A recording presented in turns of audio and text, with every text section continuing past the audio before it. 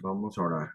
Padre, te damos muchas gracias en esta noche, Señor, porque tú eres fiel, porque tu fidelidad es para siempre, porque grande es tu misericordia, porque es simplemente porque tú sostienes tu misericordia sobre nosotros, que nosotros no somos consumidos. Gracias, Señor, por esa bondad maravillosa que tienes para con nosotros. Hoy te suplicamos que abra nuestro entendimiento, que toques nuestros corazones, que tu palabra, Señor, sea para nosotros hoy esa fuente de vida y que verdaderamente podamos poner por obra tu palabra. Te alabamos y te bendecimos en Cristo Jesús nuestro Señor. Amén. Entonces, vamos a tener el texto en Deuteronomio 10, del 1 al 22. Tenemos tres partes o tres porciones de este texto, y el texto básicamente nos habla de que Dios le dio una segunda oportunidad a Israel, que podríamos decir nuestro Dios es Dios de oportunidades, así como a Israel le dio una segunda oportunidad, a nosotros nos ha dado muchas oportunidades. Y tenemos esas tres partes. La primera es ese Dios de oportunidades se evidencia en la restauración y la renovación del liderazgo, versículos del 1 al 10. Y quiero que lo voy a leer para que lo podamos estudiar. Esa primera evidencia de esas oportunidades que Dios da, la restauración y renovación del liderazgo. En aquel tiempo, Jehová me dijo: lábrate 2 tablas de piedra como las primeras, y sube a mí al monte, y hazte un arca de madera. Y escribiré en aquellas tablas las palabras que estaban en las primeras tablas que quebraste, y las pondrás en el arca. E hice un arca de madera de acacia, y labré 2 tablas de piedra como las primeras, y subí al monte con las 2 tablas en mi mano. Y escribió en las tablas conforme a la primera escritura los 10 mandamientos que Jehová os había hablado en el monte del medio del fuego el día de la asamblea, y me las dio Jehová. Y volví y descendí del monte y puse las tablas en el arca que había hecho, y allí están, como Jehová me mandó. Después salieron los hijos de Israel de Beerot Bene Jaacán a Mosera. Allí murió Aarón, y allí fue sepultado, y en lugar suyo tuvo el sacerdocio su hijo Eleazar. De allí partieron a Gudgoda, y de Gudgoda a Jotbata, tierra de arroyos de aguas. En aquel tiempo apartó Jehová la tribu de Leví para que llevase el arca del pacto de Jehová, para que estuviese delante de Jehová para servirle y para bendecir en su nombre hasta hoy. Por lo cual Leví no tuvo parte ni heredad con sus hermanos. Jehová es su heredad, como Jehová tu Dios le dijo. Y yo estuve en el monte como los primeros días, 40 días y 40 noches, y Jehová también me escuchó esta vez, y no quiso Jehová destruirte. Esta es la primera porción de que vamos a tener Iván, hoy. Iván, ¿Qué? Cuéntame. lo que pasa es que está fallando la cámara. No sé si los Bueno, demás espérate lo un momentico. que está como titilando y de pronto se la quitar la imagen. Pero ahí está, ya no está titilando, ¿cierto? Ahora, hacia ratico. Mire que no, yo lo estoy viendo y no está titilando. Es que ahí sí titila, hay momentos en que titila, listo, entonces la apago. Sí, Bueno, es constante, la titilada es constante. Entonces la apago, listo. Vamos a, pues ya, yo la voy a desconectar la cámara, listo. Entonces, Estamos hablando de que nuestro Dios es Dios de oportunidades y que eso se evidencia primeramente en la restauración que Él hace de un liderazgo, restauración y renovación del liderazgo. Resulta que Moisés está contando el episodio cuando él descendió del monte con las tablas de la ley en la mano y él las destruyó y las redujo a cenizas y echó todo eso en un río, en una corriente que había, él, de la rabia que a él le dio la construcción del becerro de oro, ¿cierto? Él está hablando de eso. Pero Dios le dice que se labre unas piedras como las primeras y que suba a él al monte y que Dios mismo va a escribir otra vez en ellas. O sea, es el plan original de Dios no puede ser estorbado por un mal testimonio del pueblo o un mal testimonio de un líder que se aira por el pecado del pueblo, en este caso por la idolatría. Dios preserva su plan, Dios preserva su propósito y Dios tiene la manera de restaurar ese propósito. Entonces, Moisés sube, está intercediendo, Dios vuelve y escribe en esas dos tablas que ya Moisés labró, vuelve y escribe, que es interesante que en Deuteronomio 9:10 dice, cuando Dios leyó las tablas, la primera vez dice, y me dio Jehová las dos tablas de piedra escritas con el dedo de Dios. Y lo mismo dice en Éxodo 31:18. Esa escritura fue Dios mismo quien la hizo. Y la segunda vez que sube, Dios mismo las escribe otra vez y escribe el decálogo porque es algo que Dios quiere que Moisés entienda, que los planes de Dios no se frustran por el mal testimonio de su pueblo. Pero Dios es experto y especialista en restaurar y en renovar. Y es lo que pasa con Moisés. Moisés está intercediendo por el pueblo y Dios le está ahí con él. Y en el versículo 11 ya le dice, levántate, anda, que hay una misión, o sea, para que marches delante del pueblo, para que entren y posean la tierra que juré a sus padres que les había de dar. La restauración y la renovación del liderazgo. Aarón muere, pero eso no frustra el plan de Dios. Eleazar, el hijo de Aarón, sigue como sumo sacerdote ejerciendo la labor que ejercía Aarón. Y lo mismo podemos evidenciar nosotros con Jesucristo. Si uno lee, por ejemplo, en Juan 21 del 15 al 17, que fue cuando Jesús se apareció a los apóstoles que estaban volviendo, habían vuelto a su oficio de pescadores.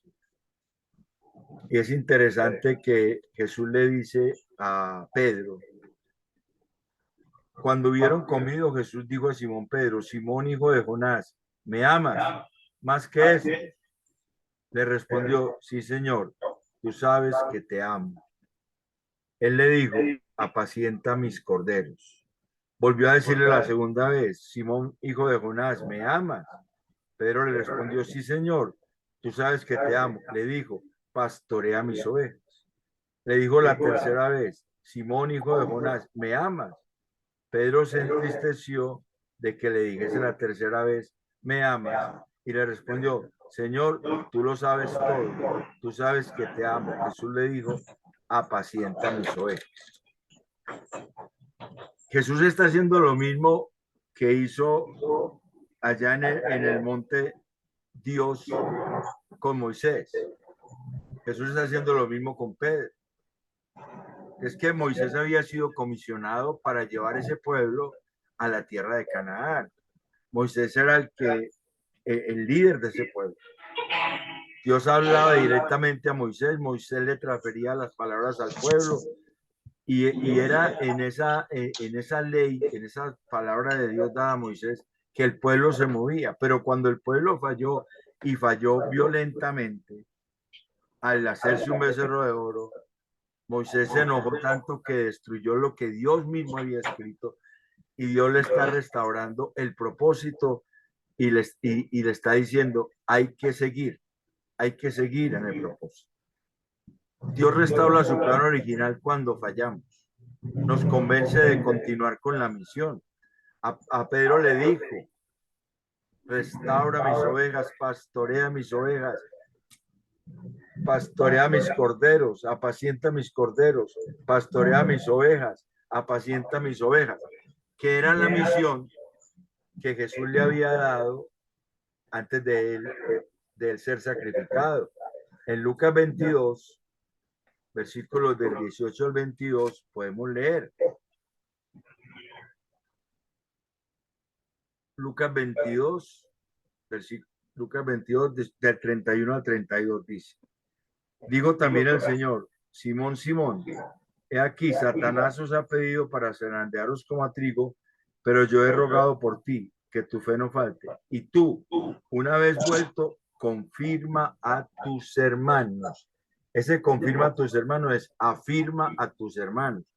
Lo que está haciendo en Juan 21, del 15 al 17, es llevándole otra vez a que él entienda que aunque él le falló, que aunque él lo negó de una manera muy fuerte, eso no impide que el plan que Dios tiene con él se ejecute. Y eso no impide que el plan que Dios tiene con la iglesia se ejecute. Simplemente Dios nos convence de continuar con la misión a la que Él nos llamó. Y es necesario que vivamos en esa presencia de Dios y le sigamos hasta la muerte para poder ejecutar ese plan. En Juan 21, del 18 al 22, cuando Jesús le dice a Pedro que lo siga y Juan va detrás de él, Pedro le dice, bueno, ¿y este qué? El Señor le dice, no importa, sígueme tú. O sea, nosotros tenemos que estar claros en seguir el propósito de Dios.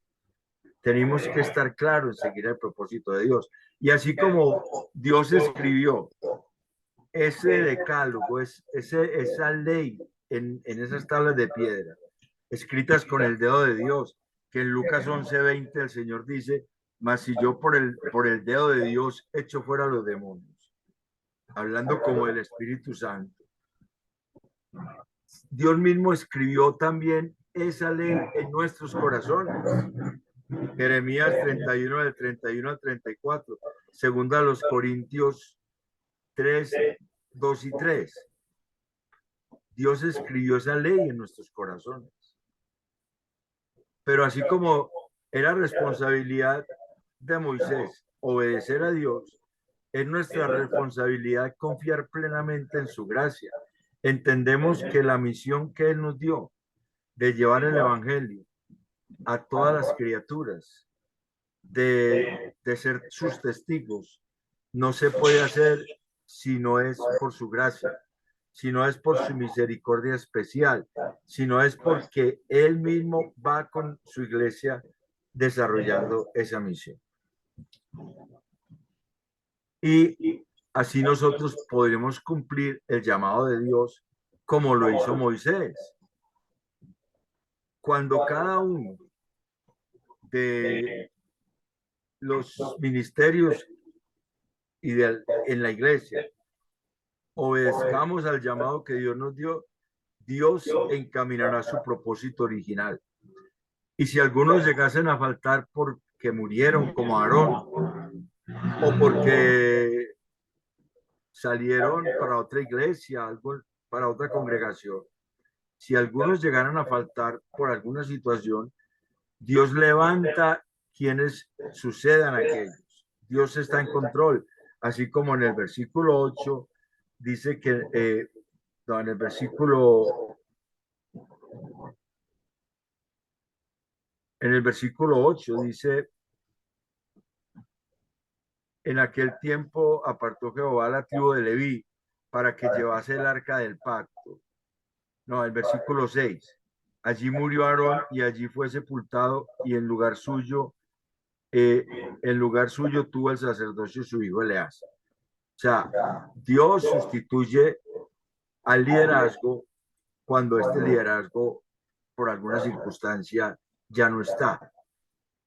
Y Dios nos pone a nosotros, así como puso a Leví, que estuviera Leví, la tribu de Leví, pues la que llevara el arca del pacto. Es la primera vez que se dice que Leví va a llevar el arca del pacto, que uno puede ver que hay otra referencia al arca del pacto, y que ya había indicios de que el mover el arca del pacto era una tarea de los levitas, números 3, 31 al 32 y 4 del 5 al 15. Sin embargo, es aquí cuando Dios le dice que ellos son los que se van a encargar de llevar el arca del pacto. El arca del pacto tiene un simbolismo y es la presencia de Dios en medio del pueblo. La iglesia, como sacerdotes de Cristo, estamos encargados de llevar su presencia en medio de la tierra. Estamos encargados de mostrar su presencia. Hechos 1:8 es el texto más fuerte. Estamos encargados nosotros, porque Él nos hizo reyes y sacerdotes para Dios su Padre. Como Leví estaba encargado de llevar el arca, nosotros estamos encargados de mostrar la presencia de Dios, para estar delante de Él, para servirle y para bendecir en su nombre. Así como Leví estaba encargado para estar delante de Jehová, para servirle y para bendecir en su nombre, hasta hoy, dice Moisés allá. Dios nos apartó como sacerdotes para llevar su presencia. Y nosotros, así como Leví, somos la heredad de Dios.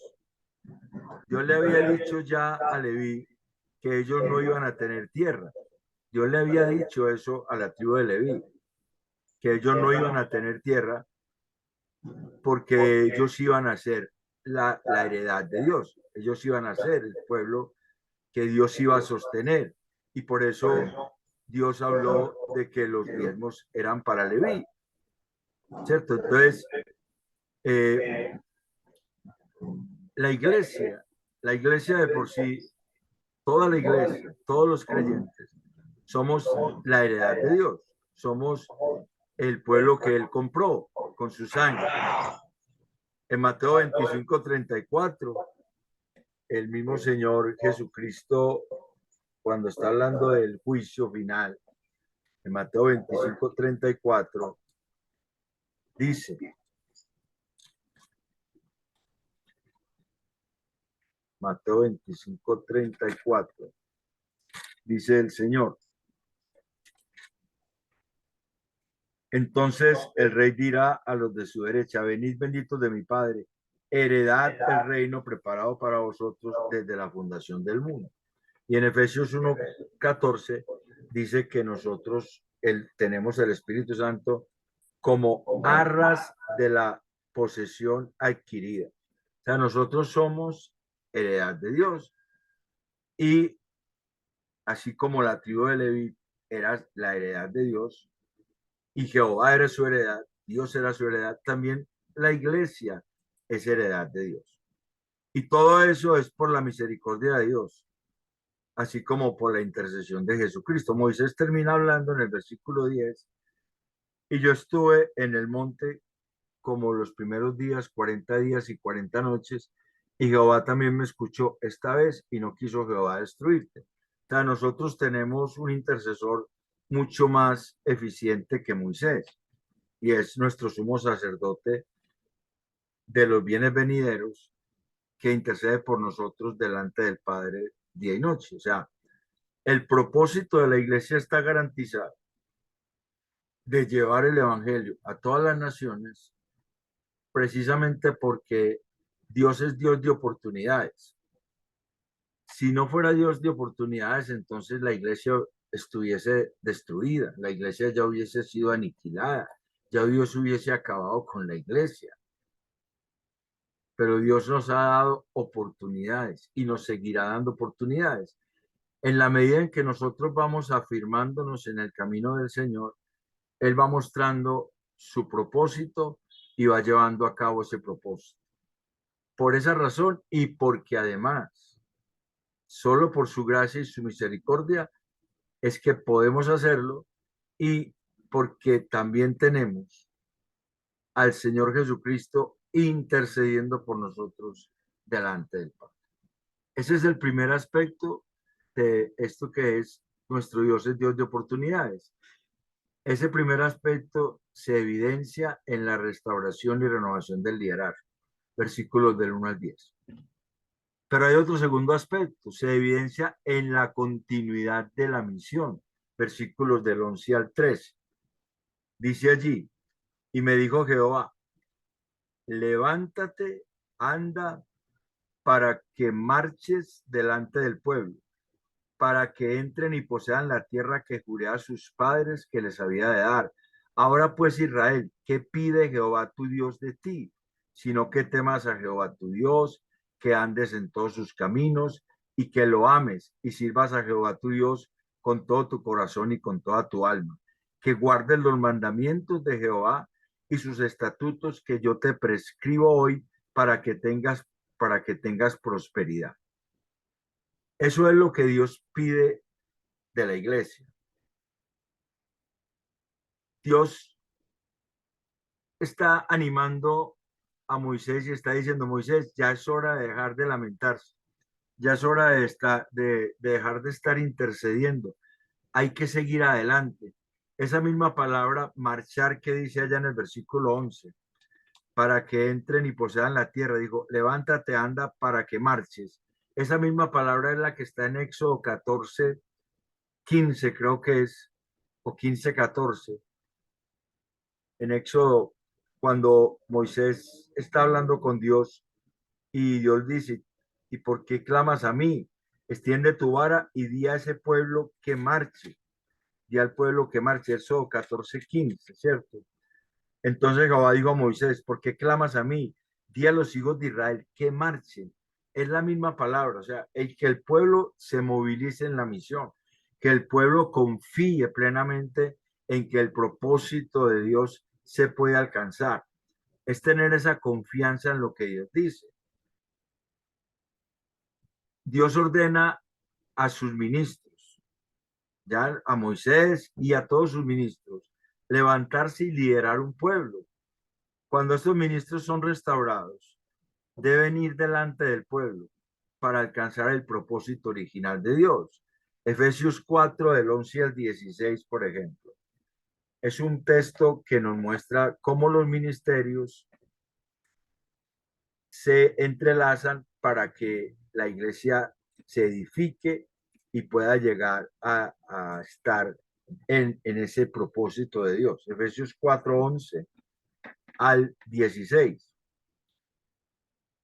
Y él mismo constituyó a unos apóstoles, a otros profetas, a otros evangelistas, a otros pastores y maestros, a fin de perfeccionar a los santos para la obra del ministerio, para la edificación del cuerpo de Cristo, hasta que todos lleguemos a la unidad de la fe y del conocimiento del Hijo de Dios, a un varón perfecto, a la medida de la estatura de la plenitud de Cristo, para que ya no seamos niños fluctuantes, llevados por doquiera de todo tipo de todo viento de doctrina, por estratagema de hombres que para engañar emplean con astucia las artimañas del error, sino que siguiendo la verdad en amor, crezcamos en todo en aquel que es la cabeza, esto es Cristo, de quien todo el cuerpo, bien concertado y unido entre sí por todas las coyunturas que se ayudan mutuamente, según la actividad propia de cada miembro, recibe su crecimiento para ir edificándose en amor. Entonces, los ministerios están encargados de llevar el pueblo a alcanzar esa meta. La meta es llegar a la gloria eterna. Por eso, cuando Pedro escribe su primera carta de Pedro 5, del 1 al 4, Él habla de que él es anciano también y le escribe a los ancianos de la iglesia para que ellos sepan cómo es que deben dirigir la iglesia. Y él habla de que él es participante de la gloria venidera. O sea, la iglesia va a llegar a la gloria, obviamente por la misericordia de Dios, obviamente por la gracia de Dios, obviamente por la intercesión del Señor Jesucristo, pero también porque hay un liderazgo comprometido con levantar la palabra de Dios y llevar al pueblo a conocer ese Dios. Y la iglesia debe entender que la condición de Dios no ha cambiado. ¿Cuál es la condición en el versículo 12 y 13 de Éxodo 10, de Deuteronomio 10? ¿Qué pide Jehová tu Dios de ti, sino que temas a Jehová tu Dios? Algo muy parecido a Miqueas 6, 7, ¿cierto? Algo muy parecido al libro de Miqueas capítulo 6, versículo 7. Dice, 6, Miqueas 7, 7, 6 creo que es. A ver, yo veo. Vamos a mirar dónde es que está. Muy parecido a lo que dice el profeta Miqueas de lo que pide Dios del pueblo.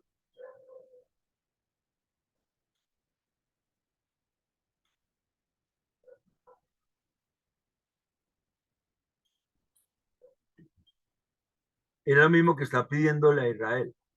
Miqueas 6:8 dice, hombre, él te ha declarado lo que es bueno y que pide Jehová de ti. Solamente hacer justicia, amar misericordia y humillarte ante tu Dios.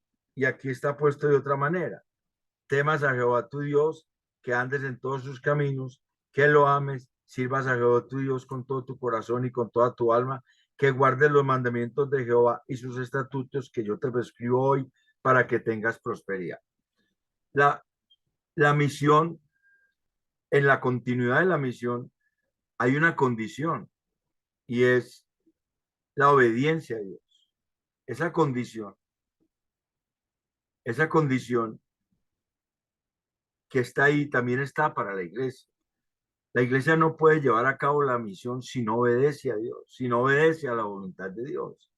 Entonces, la iglesia debe entender que la condición de Dios no ha cambiado. La condición de Dios sigue siendo igual. Solamente que Dios nos afirma que lo que él quiere para alcanzar la meta por el propuesto. Dios nos afirma. Y está el temor a Dios, que andemos en el camino de Dios, que amemos a Dios, que le sirvamos de todo corazón, de toda nuestra alma, que guardemos sus mandamientos y sus estatutos para que la iglesia pueda tener prosperidad en la misión.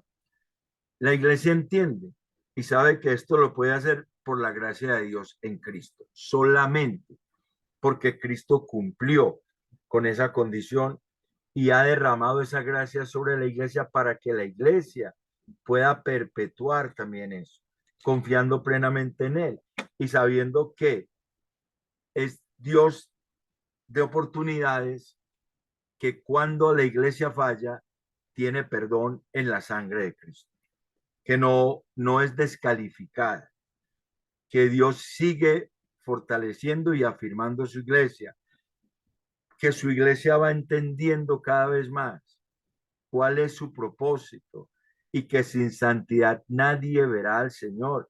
Si la meta es llegar a la gloria eterna, si la meta es verlo a Él porque seremos semejantes a Él, primera de Juan 3, 1 y 2, si esa es la meta, entonces la santidad es importantísima para alcanzar esa meta.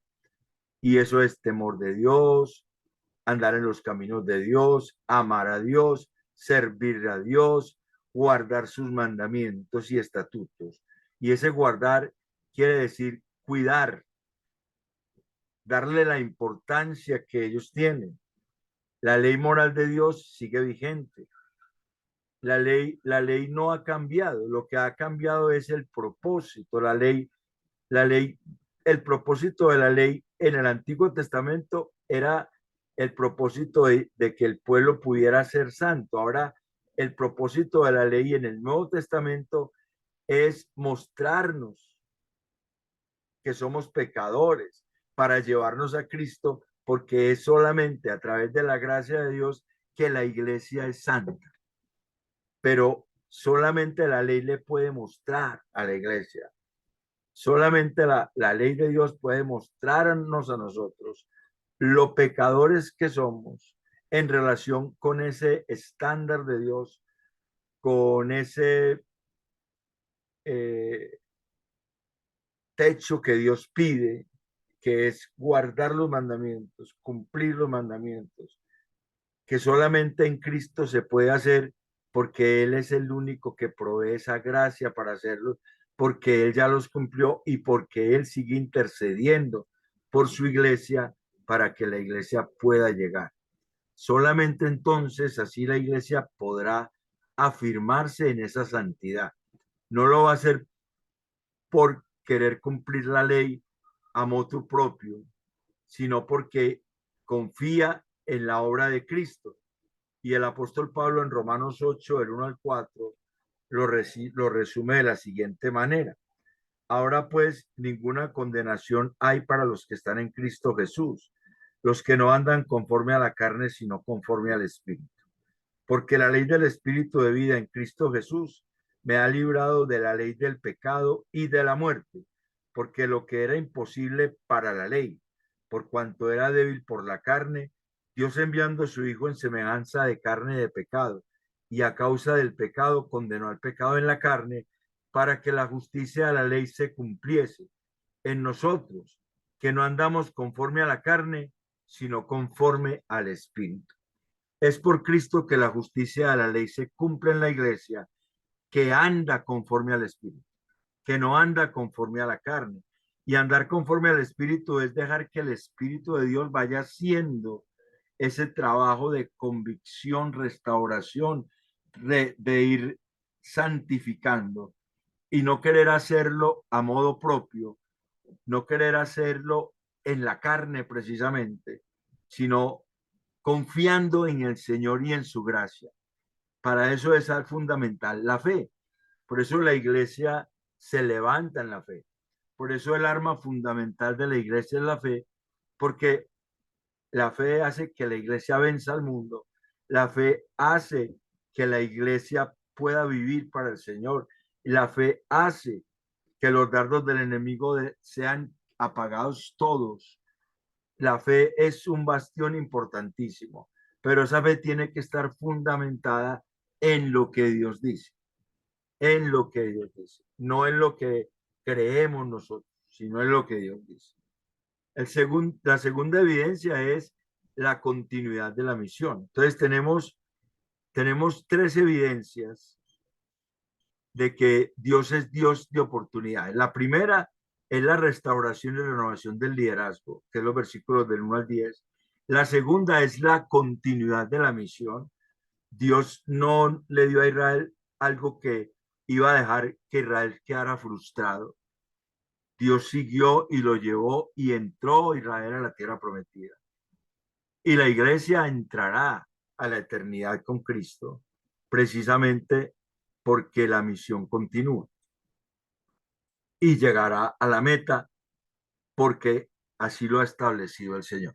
La iglesia debe confiar plenamente y debe saber que la condición que tenía Israel, que está en los versículos 12 y 13 de Deuteronomio 10, esa condición está en la iglesia, solamente que la iglesia no la logra por sí misma, sino que la logra porque Cristo la capacita, porque Él ya la logró y porque está intercediendo por ella delante de Dios. Tenemos entonces una tercera evidencia por la cual Dios es Dios de oportunidades y es la fidelidad de Dios. Por eso la canción del principio, la fidelidad de Dios. Eso soporta todas esas evidencias, la fidelidad de Dios. Versículos 14 al 22 de Deuteronomio 10. He aquí, de Jehová tu Dios son los cielos y los cielos de los cielos, la tierra y todas las cosas que hay en ella. Solamente de tus padres se agradó Jehová para amarlos y escogió su descendencia después de ellos, a vosotros de entre todos los pueblos, como en este día. Circuncidad pues el prepucio de vuestro corazón y no endurezcáis más vuestra cerviz, porque Jehová vuestro Dios es Dios de dioses y Señor de señores, Dios grande, poderoso y temible, que no hace acepción de personas ni toma cohecho, que hace justicia al huérfano y a la viuda, que ama también al extranjero, dándole pan y vestido. Amaréis pues al extranjero, porque extranjero fuisteis en la tierra de Egipto. A Jehová tu Dios temerás, a él solo servirás, a él seguirás y por su nombre jurarás. Él es el objeto de tu alabanza y él es tu Dios que ha hecho contigo estas cosas grandes y temibles que tus ojos han visto. Con 70 personas descendieron tus padres a Egipto, y ahora Jehová te ha hecho como las estrellas del cielo en multitud. De hecho, termina con el cumplimiento de la promesa hecha a Abraham, de que si las estrellas se pudieran contar o la arena del desierto se pudiera contar, su descendencia también se podría contar. Termina con el cumplimiento de esa promesa. Hay una fidelidad de Dios soportada en una promesa que le hizo a los patriarcas. Porque él dice, solamente de tus padres se agradó Jehová. Versículo 15, ¿cierto? Hay una fidelidad de Dios soportada en esa promesa para Israel, y esa misma fidelidad de Dios está soportada en una promesa para la iglesia. La iglesia tiene una promesa de parte de Dios en ese tipo, porque cuando se habla de el nuevo pacto, en Jeremías 31, del 31 al 34, ahí hay una promesa que dice, y ellos serán mi pueblo. Yo seré su Dios y ellos serán mi pueblo. Y ahí hay algo que Dios dice, y pondré mi ley en sus mentes y las escribiré en sus corazones. Hay una fidelidad de Dios a sus promesas.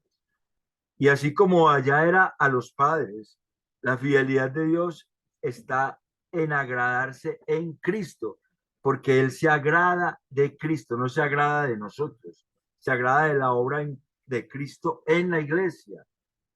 En Mateo 3:17, en Mateo 3:5 creo que es, cuando dice Él es en el bautismo de Juan, ahí están los tres textos cuando el Señor dice que Él tiene contentamiento. Mateo 3:17, 17:5 y segunda de Pedro 1:17.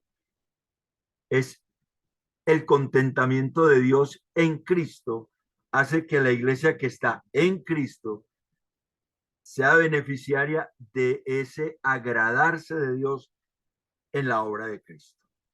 Y por esa razón, por esa promesa, Dios escogió a Israel y a la descendencia. Y por Cristo Dios escoge a la iglesia. Efesios 1, del 3 al 6. En Efesios 1, del 3 al 6, Dios está diciendo lo mismo que dice en Deuteronomio 7, del 6 en adelante. Mira, Deuteronomio 7, 6 dice, porque tú eres pueblo santo para Jehová tu Dios. Jehová tu Dios te ha escogido para hacerle un pueblo especial más que todos los pueblos que están sobre la tierra. No por ser vosotros más que todos los pueblos, os ha querido Jehová y os ha escogido, pues vosotros eras el más insignificante de todos los pueblos, sino porque por cuanto Jehová os amó y quiso guardar el juramento que juró a vuestros padres, os ha sacado Jehová con mano poderosa y os ha rescatado de servidumbre de la mano de Faraón, rey de Egipto. O sea, Dios tiene una elección de Israel por los padres, porque una promesa a los padres. Y una elección de la iglesia en Cristo, quien es el autor de la salvación. Y en Efesios 1, del 3 al 6, dice eso. Bendito sea el Dios y Padre nuestro Señor Jesucristo, que nos bendijo con toda bendición celestial en los lugares toda bendición espiritual en los lugares celestiales en Cristo Jesús, según nos escogió en él, para ser santos y sin mancha delante de él, habiéndonos predestinado en amor para ser adoptados hijos suyos por medio de Jesucristo, según el puro afecto de su voluntad, para alabanza de la gloria de su gracia. Y aquí mismo tenemos que Dios dice que el objeto de la alabanza del pueblo tiene que ser él, ¿cierto? Aquí mismo en la porción 21 del capítulo 10, versículo 21, él es el objeto de tu alabanza. O sea, hay una relación muy fuerte entre esto que Dios le está diciendo a Israel, que hay una fidelidad soportada en una promesa, en la fidelidad de Dios en su iglesia, soportada precisamente en una promesa, en la promesa de santificación, de salvación, de vida eterna que la iglesia tiene en Cristo Jesús. Y hay una lección que es hecha de parte de Dios hacia la iglesia para poder que la iglesia sea beneficiaria de esa promesa. Dios nos muestra, al igual que le mostró a Israel, le dice, versículo 16, circuncidad pues el propósito de vuestro corazón y no endurezcáis más vuestra cerviz. Eso es una orden, pero esa orden que está ahí en Deuteronomio 10, 16, está expresada en términos de gracia en Deuteronomio 36. En Deuteronomio 36 está la misma orden expresada en términos de gracia. Voy a leer Deuteronomio 36. Y circuncidará a Jehová tu Dios tu corazón y el corazón de tu descendencia, para que ames a Jehová tu Dios con todo tu corazón y con toda tu alma, a fin de que vivas. ¿Por qué será que eso que está aquí como una orden en Deuteronomio 10, 16, que dice, circuncidad pues el prepucio de vuestro corazón y no endurezcáis más vuestra cerviz, está ratificado en Deuteronomio 36, pero ya no como una orden, sino como algo hecho por la gracia de Dios? ¿Por qué será? ¿Alguien tiene alguna respuesta? ¿Por qué será que allá se ratifica, pero que es como que Dios lo hace? ¿Qué significa circuncidar el prepucio del corazón? ¿Qué significa esa expresión? Circuncidar, de Deuteronomio 10, 16 dice, circuncidad pues el prepucio de vuestro corazón. ¿Qué significa circuncidar el prepucio de nuestros corazones?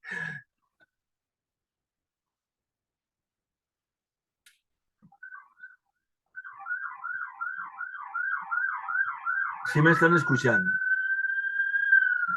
Sí, hermano, entregar la vida a Cristo. Bueno, entregar la vida a Cristo, listo. O sea, purificar nuestros corazones. Cada día santificar nuestros corazones. El corazón es el centro de la vida del hombre. Y el corazón es donde se anidó algo que se llama pecado. Entonces, cuando se va purificando el corazón por la obra de Cristo, por eso en Deuteronomio 36 dice, circuncidará Dios el prepucio de vuestros corazones. Y Romanos 2:29 nos aclara, 2:28 y 29 nos aclara que es la obediencia a Cristo solamente puede ser a través de la circuncisión del corazón y solamente es una obra de gracia. Entonces, esa purificación, esa santificación, la iglesia ya la tiene. Y la tiene y está escrito en la Biblia que la tiene por la obra de Cristo. En Colosenses 2:11 dice, en él también fuisteis circuncidados en Cristo. La iglesia fue circuncidada en Cristo. Y esa pureza de corazón es posible solamente porque Dios desde allá mismo del Deuteronomio dijo que él lo iba a hacer. Y en Cristo es hecho. Y la iglesia cada vez tiene que entender que debe ser más santa y pura para el Señor. Entonces, solamente en Cristo solamente en Cristo nosotros podemos tener pureza y sensatez.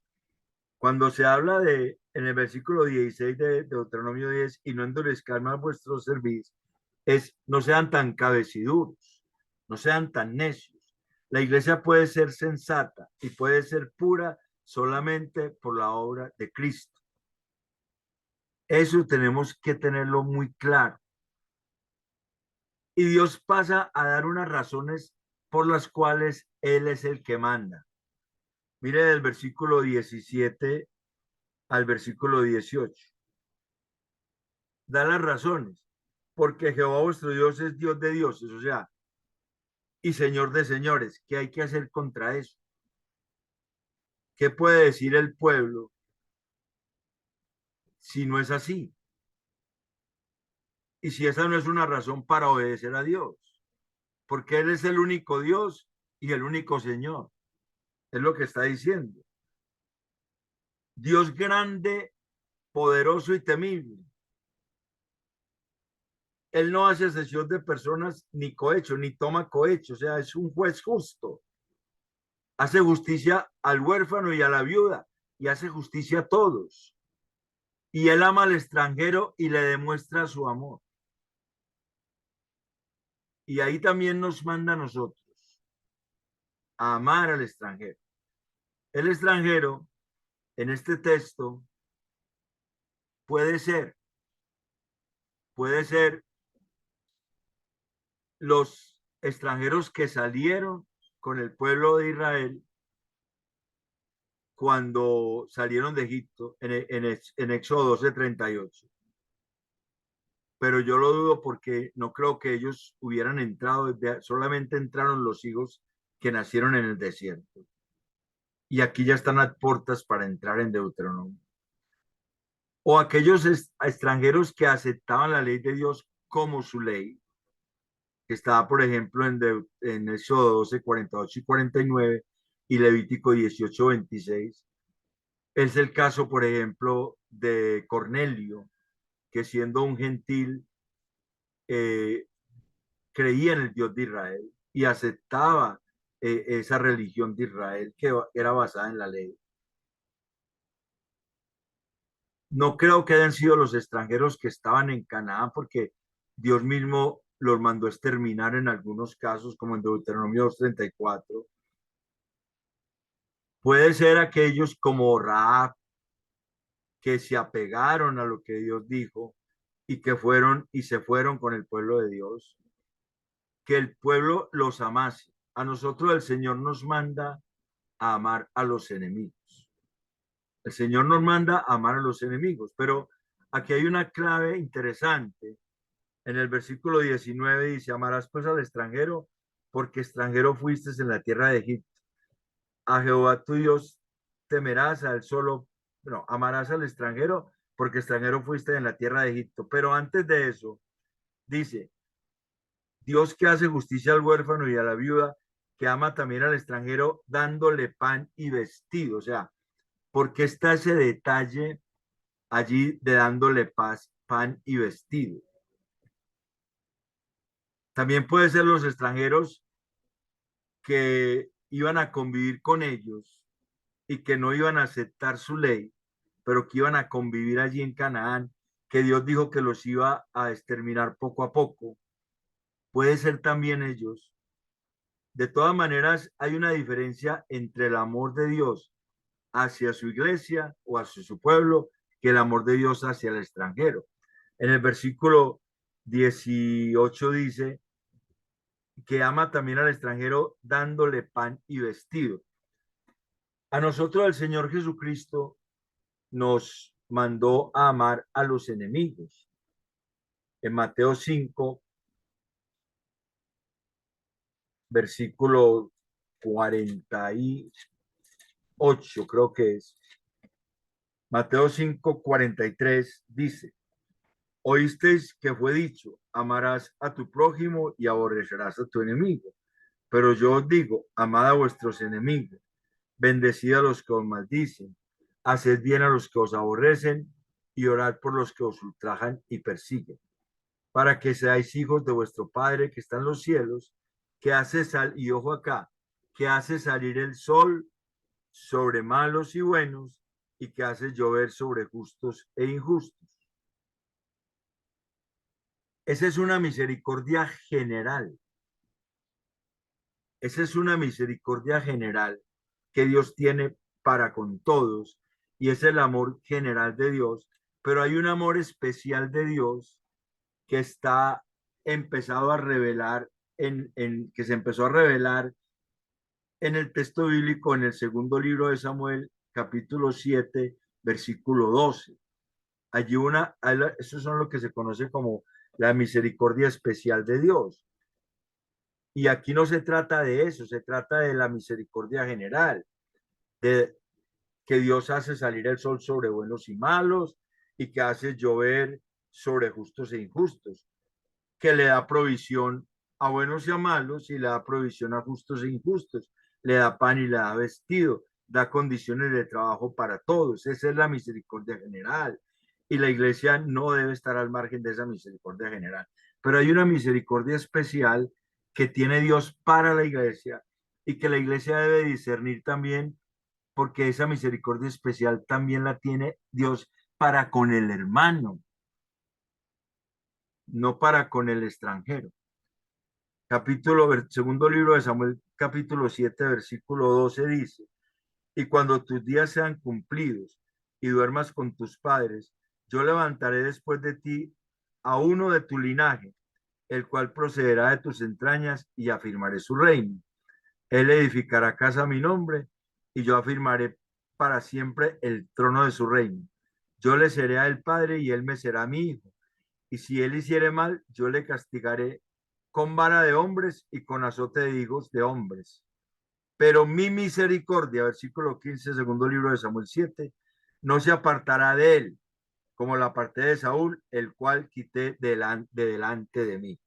Entonces hay que tener cuidado, porque aquí en Deuteronomio 10, 16, 18 dice que ama también al extranjero, pero añade, dándole pan y vino. Dándole pan y vino. Al pueblo de Dios, Dios les tiende una misericordia especial a sus escogidos. A los extranjeros, Dios les tiende la misericordia general. Y la iglesia tiene que entender. Él nos ordena amar a nuestros enemigos como Dios los ama.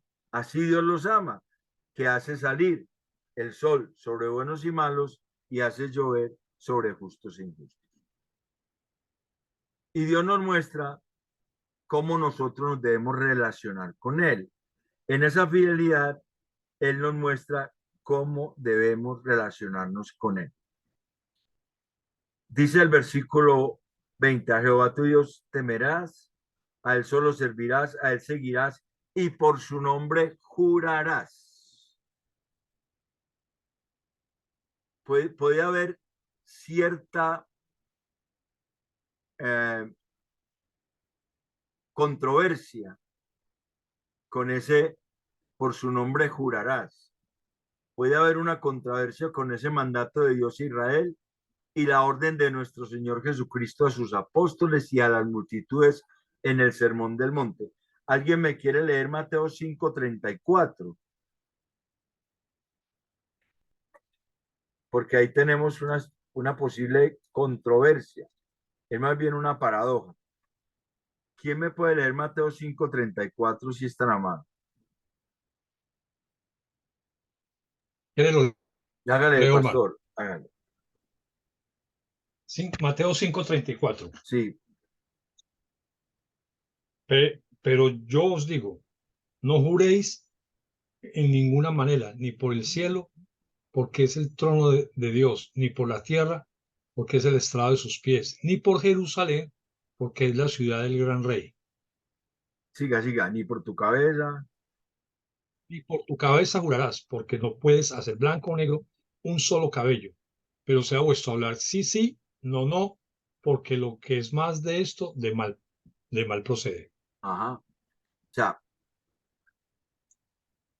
el asunto es que cuando el Señor está hablando de no jurar, él está desmontando una serie de dichos que habían entre los rabinos de los fariseos, entre los rabinos fariseos, que están todos en Mateo 5, del 21 al 48. Oíste que fue dicho siempre, pero yo os digo, él está desmontando eso.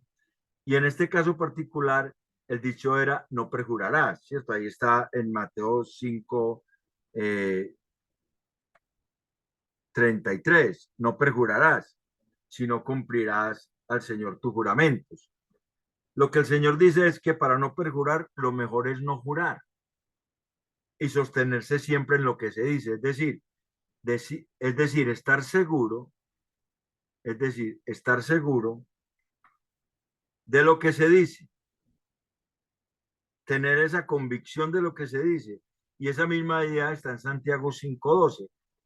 Pero también nosotros debemos recordar que en tiempos de los patriarcas, o sea, en el tiempo de Moisés y antes, todos los pactos se sellaban con un juramento.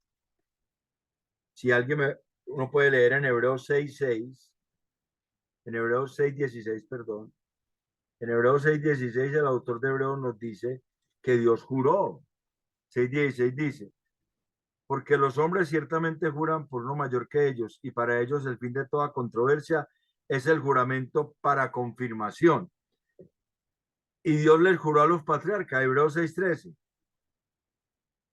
Porque cuando Dios hizo la promesa a Abraham, no pudiendo jurar por otro mayor, juró por sí mismo. O sea, no es que sea pecado jurar. Hay que aclarar eso porque en ese mandato de Mateo 5:34 podríamos entender eso y podría un cristiano decir, no, yo no voy a jurar ante las autoridades porque Dios me prohíbe jurar. No, no, sino que en lugar de jurar, el Señor lo que está diciendo, es mejor decir lo que es y sostener lo que se dice, así vaya en contra de su vida. Y eso es lo que el Señor manda, que tú sí seas sí, que tú no seas no, como dice Santiago, que permanezcamos en la verdad, que nosotros nos identifiquemos con el Señor, porque eso era jurar por su nombre, identificarse con Él. Nosotros nos identifiquemos con el Señor, así nuestra vida esté en peligro. Entonces, el carácter y la autoridad de Dios deben ser parte de nuestra identidad y nosotros debemos defender ese carácter y autoridad de Dios en esa identidad y sostener esa identidad, aunque la vida esté en riesgo. Eso es lo que está diciendo el texto para nosotros.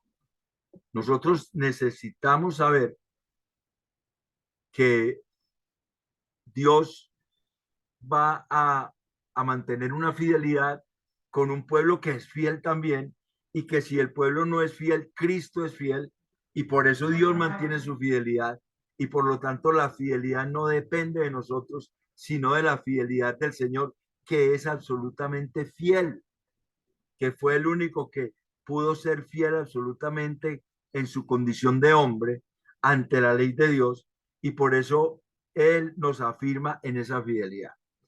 Entonces, Dios nos muestra cómo debemos relacionarnos con Él. Le debemos temer, servirle, seguirle e identificarnos plenamente con Él hasta la muerte. Y eso precisamente es lo que está en Apocalipsis 12:11. Apocalipsis 12:10 y 11.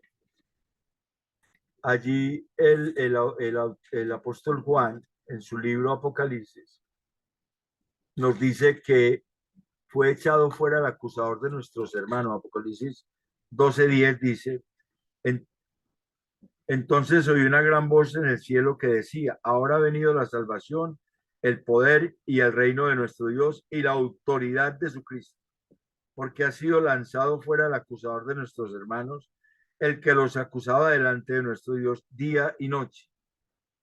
Y ellos le han vencido por medio de la sangre del Cordero y de la palabra del testimonio de ellos y menospreciaron sus vidas hasta la muerte. Eso básicamente es servirle, seguirle y jurar por su nombre, identificarse con él hasta la muerte. Esa es la relación de la iglesia para con el Dios Todopoderoso, que ha mostrado que es el Dios de dioses, Señor de señores, grande, poderoso, temible, que no hace excepción de personas ni cohecho, que hace justicia al huérfano y a la viuda, que ama al extranjero y le demuestra su amor, dándole pan y vestido, su misericordia general, que les ordena amarlos a los enemigos como Él los ama, o sea, ayudarles, pero sabiendo que hay una misericordia especial para la iglesia. Nosotros debemos vivir en el temor de Dios, sirviéndole, siguiéndole, identificándonos plenamente con Él hasta la muerte, si fuese necesario y fuese una condición, entonces se cumpliría lo que el Señor dijo: el que quiera salvar su vida, la perderá, pero el que la pierda por causa de mí y del Evangelio, la ganará. O sea, esto es algo que es muy radical. La iglesia debe saber que su relación con Dios está basada en la obediencia, que es radical por la obra de Cristo, teniendo el seguro de la gracia y la misericordia, de que en ese perfeccionamiento que Dios nos lleva, cuando fallamos, Él está ahí y tenemos perdón en su sangre, el perdón de pecados. Y Dios, al igual que Israel, nos demanda una alabanza absoluta. También nos demanda en esa relación una alabanza absoluta. Dice: Él es el objeto de tu alabanza y Él es tu Dios, que ha hecho contigo cosas grandes y terribles que tus ojos han visto. La alabanza absoluta es porque Él es el único Dios y porque ha hecho cosas grandes y terribles que nosotros hemos visto en nuestras vidas. Cada uno puede mirar atrás al momento de la conversión y ver en toda esa historia todo lo que Dios ha ido rompiendo, todo lo que Dios ha ido transformando, todas las malas prácticas que Dios ha ido quitando, todo el perfeccionamiento y la santificación que Dios ha ido haciendo de cada uno de nosotros. Y a otra razón, al final, con 70 personas descendieron tus padres a Egipto y ahora Jehová te ha hecho como las estrellas del cielo en multitud. Habla de cuando Jacob llegó, que eran como 70, la promesa de Abraham era que iba a ser numerosa. Sin embargo, la iglesia también tiene algo parecido, porque en Hechos 1:15 se habla de 120 personas más o menos que estaban en el aposento alto. Y esas 120 personas, la iglesia ha crecido, se ha extendido por todo el mundo como una multitud que Dios ha ido formando, que Dios va llevando. Solamente que hay mucha iglesia que no es iglesia, parece, en algunos casos, que se dice iglesia, pero el Señor conoce a los suyos. Entonces, para concluir, hemos visto en Deuteronomio 10, del 1 al 22, que nuestro Dios es Dios de oportunidades. Se evidencia esto en la restauración y renovación del liderazgo, versículos del 1 al 10. Se evidencia en la continuidad de la misión, versículos del 1 al 13, y se evidencia en la fidelidad de Dios, versículos del 14 al 22. Ahora sí, hermanos, entonces, ¿alguna pregunta? ¿Algún comentario? Son las 9:09. Voy a pausar la grabación.